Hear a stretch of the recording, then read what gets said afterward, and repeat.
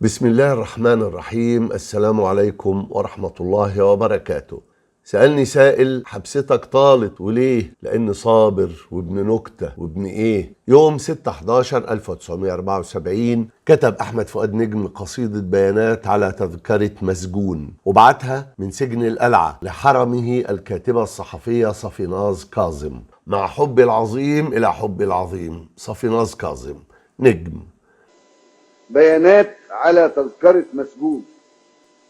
الاسم صابر، التهمة مصري، السن أجهل أهل عصري، رغم انسدال الشيب ضفاير من شوشتي لما لتحت خصري، البشرة قمحي، القد رمحي، الشعر أخشن من الدريس،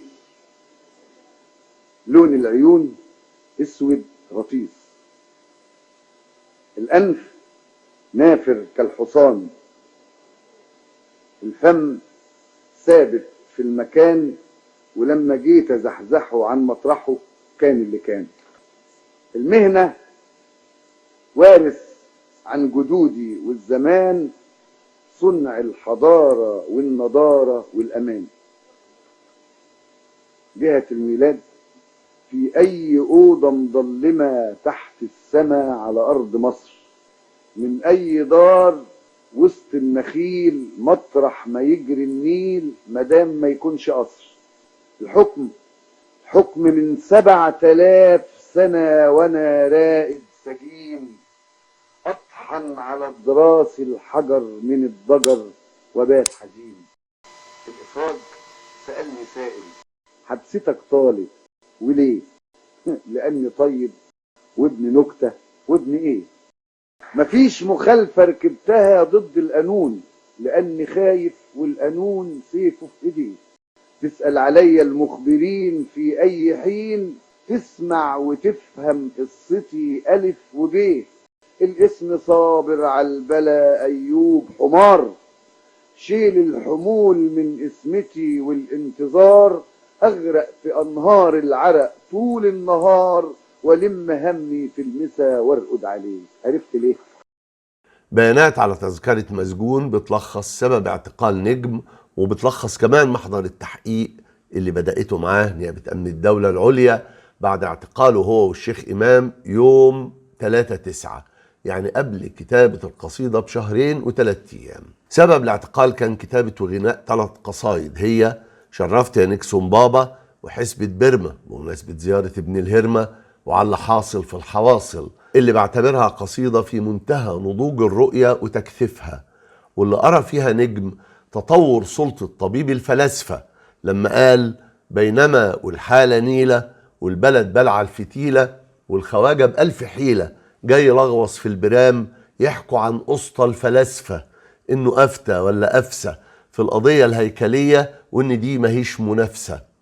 بينما والحالة نيلة والبلد بلع الفتيلة، بينما والحالة نيلة والبلد بلع الفتيلة والخواجة بألف حيلة جاي لغوص في البلاد، يحكوا عن أسطى الفلاسفة إنه أفتى ولا أفسى القضية الهيكلية وإن دي ماهوش منافسة. وبالمناسبة القضية الهيكلية إشارة الهيكل اللي قاعد معانا في كل انقلاب وكل قمع، واللي فضل كاتب له شعبية مع إنه ما عملش حاجة طول حياته غير خدمة السلطة والتبعية ليها وتمجيدها من أول الملك فاروق لغاية السيسي. أما خلاف هيكل العارض والعنيف مع السادات فده لأن السلطة أيام السادات اتقسمت نصين، كان السادات في نص وهيكل في نص، لأنه السادات مرضاش يدي هيكل اللي كان عايزه منه.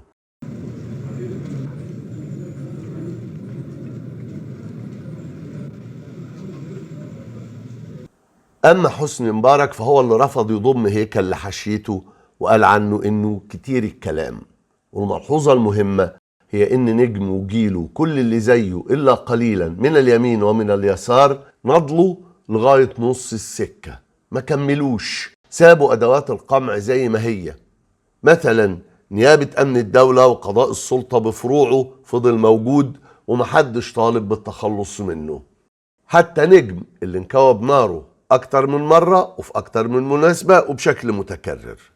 الأكتر من كده إن نجم ورفاقه فضلوا عايشين على لقب مناضل سابق، وفضلوا يفتخروا بمواقفهم ضد السادات، بينما أعلنوا التوافق العام مع سلطة مبارك وساعدوا في جلب سلطة السيسي. حتى موقف نجم من عبد الناصر تراجع عنه في قصيدته السكة مفروشة تجان الورد والنرجس، ويبدو أن هذا التراجع جاء نتيجة إدراك أن عبد الناصر مرجع لسلطة العسكر في السيطرة على الشعب، وأنه غير مسموح بانتقاده إلا في حدود. يعني ممكن تشتمه شخصيا بشكل عابر، لكن في الوقت نفسه لازم تأكد أنه رمز الوطن، وإن كان جرحنا في يوم كل الجروح طابت ولا يطولوه العدا مهما الأمور جابت. عبد الناصر بعزم عنده حاجه اسمها برقه الجاهل، وان كان جرح قلبنا كل الجراح طابت ولا يطولوه العدا مهما الامور جابت. يا خسارة، كلام فارغ جدا وأعمار ضيعة وتخلف مصفى ومازوخية وعبودية للفرد، ولا يبقى من هذا كله إلا بعض الأفعال النضالية التي نحبها ونعتز بها، لكنها لا تطرح منهجا ولا تصلح منهجا. فالثورة تغيير جذري شامل ينتظم بنية المجتمع. الثورة ضد نضال نص السكة، ضد النضال المنقوص. الثورة مش ممكن ترضى بأمن الدولة ولا تسامح الجلاد ولا تتوافق مع مبارك اللي هو كمالة السادات. وبالتالي فهم هذا النموذج للثورة كان غائبا، مش مجرد ان كان عندهم فهم منقوص للثورة. مفيش ثائر في الدنيا يجيب السيسي. يا اهل مصر المحميه بالحرميه، الفول كتير والطعميه والبر عمار والعيشه معدن وهي ماشيه اخر اشياء، مدام جنابه العاشيه بكروش وبصار. الحمد لله. كل سيره عايز مش ماشي. ما 600 اتوبيس ماشي. احنا في مختم عبد الناصر بعد النكسه، انا اعمارهم كده 50,000 شاب مفروشين على رمل يصيروا لك الناس اعمار ازاي يعني.